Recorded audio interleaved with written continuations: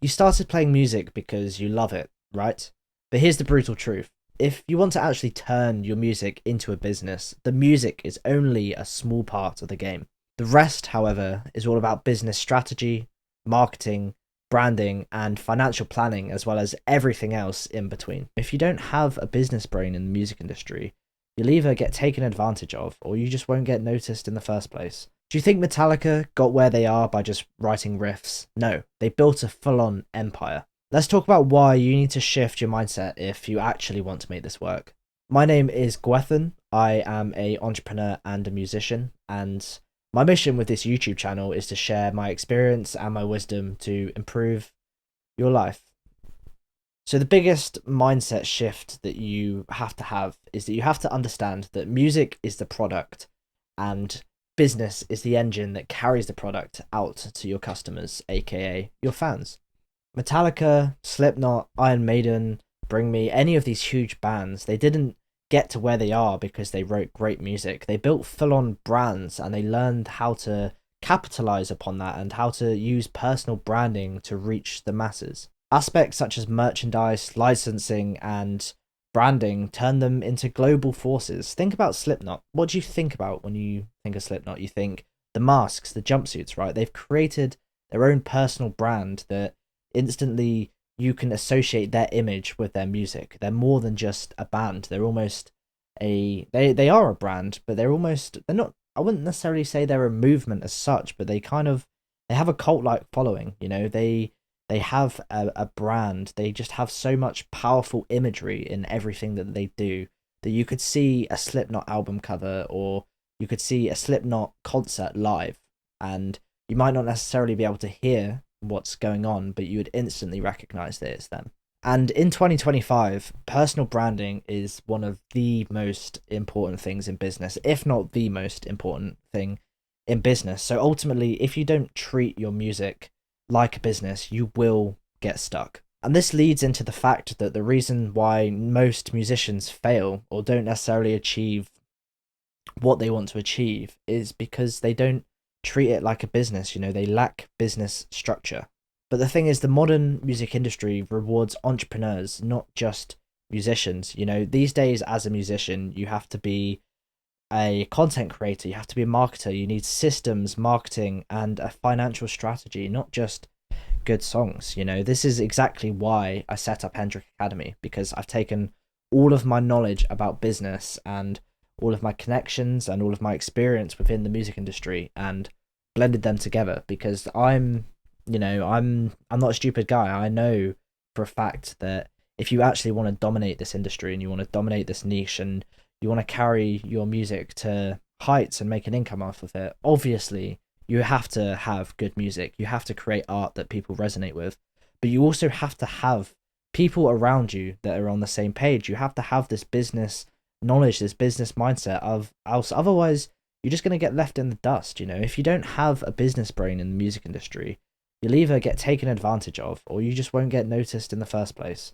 And that's just not what you want as a musician, right? So what I'm getting at here is you need to shift your mindset from being just a musician to being an entrepreneur as well.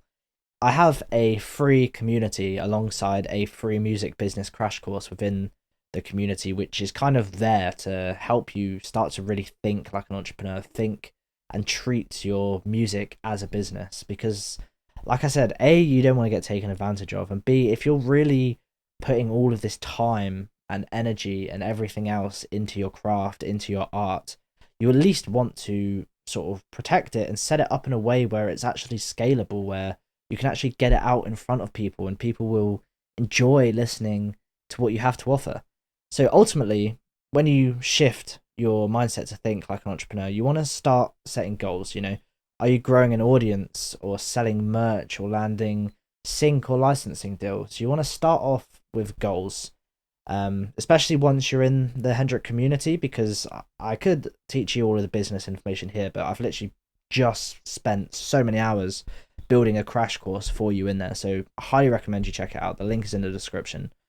But you have to really set goals and understand that your goals might change significantly. You might not necessarily hit them, or you might really surpass them, but you have to have a solid sort of finish line, or not necessarily a finish line because there isn't a finish line to music, but you have to have goals and checkpoints to work towards, whether it's selling 100 copies of an album, or landing 5 shows, or selling 100 t-shirts.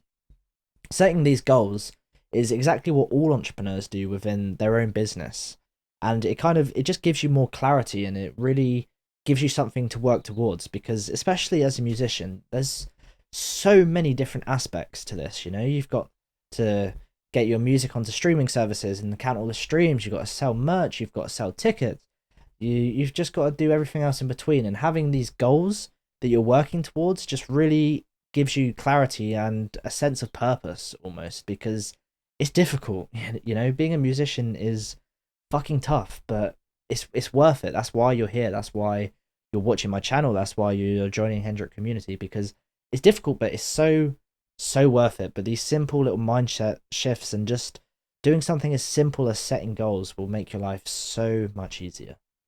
Another huge mindset shift that you have to have is setting time blocks and separating your creative work from your business work. I've spoken about this a few times now, but there's been times where my creative work and my business work have been so overlapped that I always just sort of lean way more towards the business side of things, burn out all creativity and motivation that I have towards music, and then end up building the music business, but then not having the music behind it. So it doesn't make sense. But for me personally, the music, the creation has to always be the priority, because while it's the product and the business is the engine that's transporting the product, without the product you would have nothing. You can't just have a delivery van driving around nothing, right? The most important thing is the contents of that delivery van, is your music, but the business side of things helps you distribute your music, essentially.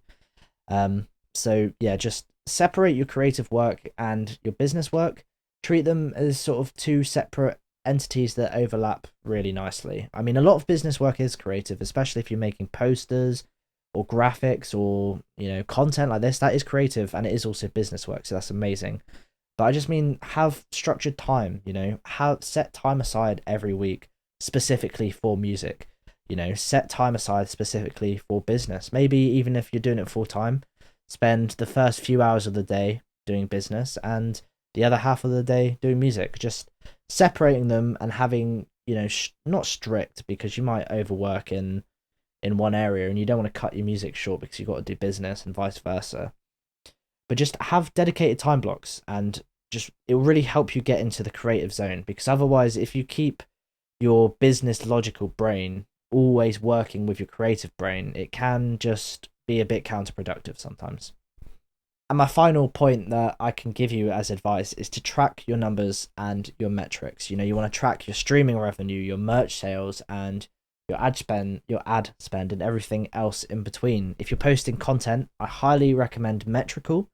You basically can upload on multiple platforms from one source, so TikTok, Facebook, Instagram, YouTube. But it also, I'm not in any way affiliated, by the way, I just think it's amazing.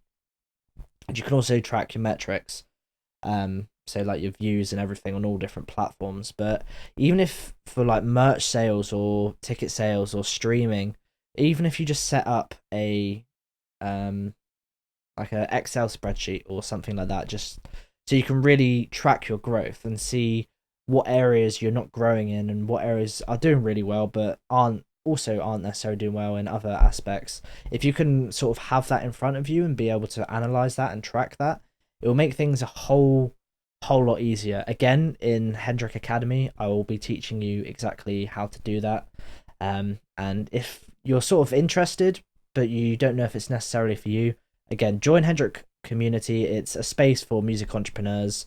We're going to be having regular seminars and workshops in there, and I've built a really cool music business crash course inside of the community, and I'll be bringing loads of other stuff and guest speakers and just really building the community. So it's highly worth it, and it's not going to cost you a penny. But ultimately, like I said, you're not going to get anywhere unless you really start treating your music like a business.